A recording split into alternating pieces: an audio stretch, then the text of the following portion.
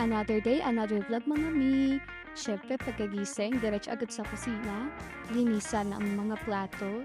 Ayan, naghiwa na ako. Ang request pala ni Ursham na ng ulam ay ginisang green beans tsaka galunggong. Ayan, igisa lang natin ang bawang sibuyas. Isunod ang giniling. Lagyan ko din siya ng konting meat. Tapos isunod natin yung green beans. Ayan, tinimplahan ko lang siya ng toyo, oyster sauce, pepper, tapos konting sugar. Tapos niyan, ayun na, nagprito na ako ng galunggong. Ininit ko din pala, sorry, yung goto kasi sayang na maagahan din.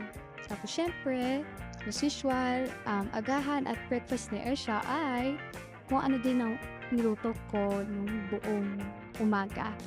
Ayan. Walang katapusang paghahanda pag may school na ang bata. Nakakapagod pero as nanay, in responsibility natin, nakakapagod nga.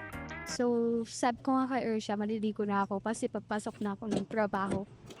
Ayan, for the piano na siya dyan. Hindi ko na alam kung anong kinugtugtog niya, pero ang cute niya. So, ayun ang mga mi. Hindi na din ako nakapag-vlog pag-uwi kasi pagod na din ako. Kaya, ayun. See you tomorrow. Mwah!